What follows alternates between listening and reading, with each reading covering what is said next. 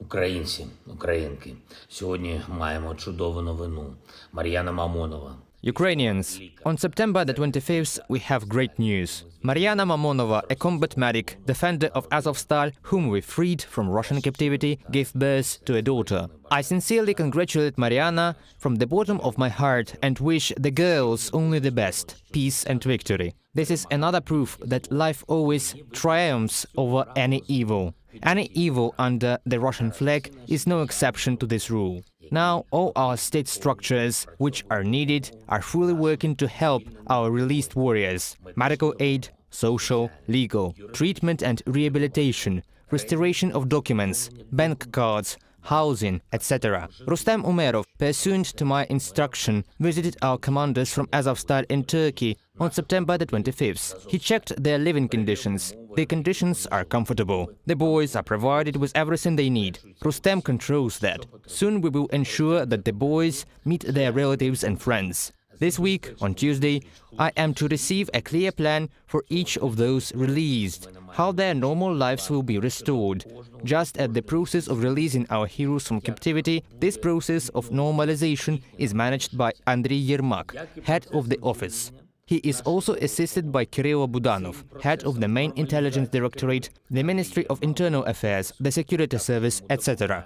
I would like to emphasize, work is ongoing regarding the next exchanges. No matter how difficult it may be, we must free all our people, all Ukrainians. We do not forget about anyone, but we should still remember, it is not so easy. It requires the efforts of many people, and it is directly related to the situation on the front line. Our active actions include, in particular, the increase of those whom we can exchange. The more Russian soldiers are detained by Ukrainian forces, the faster we will be able to free our warriors, our heroes from Russian captivity.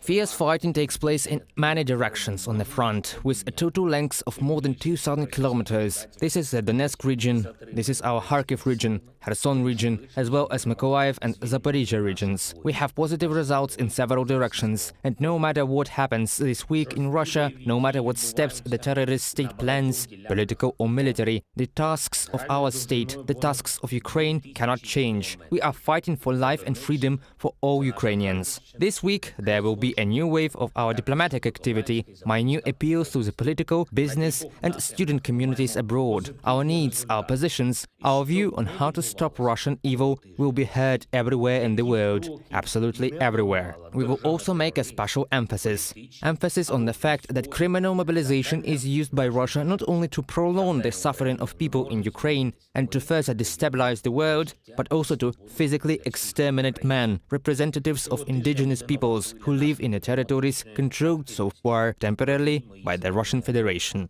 The situation in the occupied Crimea is catastrophic. The information about the Crimean Tatar people is fully confirmed. Most of the mobilization letters are given there specifically to Crimean Tatars. This is another element of Russia's policy of genocide, another reason for the immediate and tough reaction of the whole world.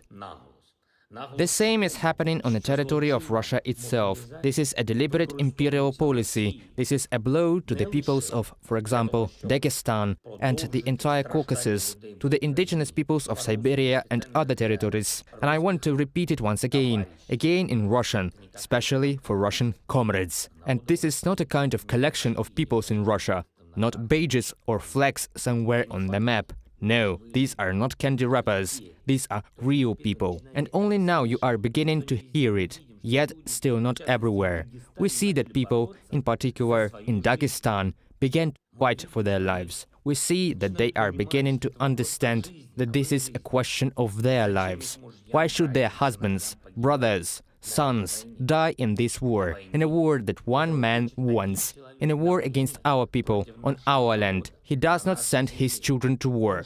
Fight to ensure that your children are not sent to die, everyone who can be taken by this criminal Russian mobilization. Because if you come to take the lives of our children, I will tell you as a father, we will not let you go alive. I want to emphasize once again, there is a way out. Do not submit to criminal mobilization. Flee or surrender to Ukrainian captivity at the first opportunity. I urge all our friends in the information field to spread this appeal. The more citizens of the Russian Federation at least try to protect their own lives, the sooner this criminal war of Russia against the people of Ukraine will end. I am thankful to everyone who fights and works for our victory. A difficult week is ahead, a difficult path, difficult challenges. But ahead is our victory, and it is inevitable. This evening I want to congratulate the Ukrainian Jewish community and all the Jews of the world on Rosh Hashanah. May all prayers for victory, all prayers for peace for Ukraine be heard. Keep defending Ukraine, keep defending life. Glory to Ukraine. Захищаємо Україну, захищаємо життя. Слава Україні!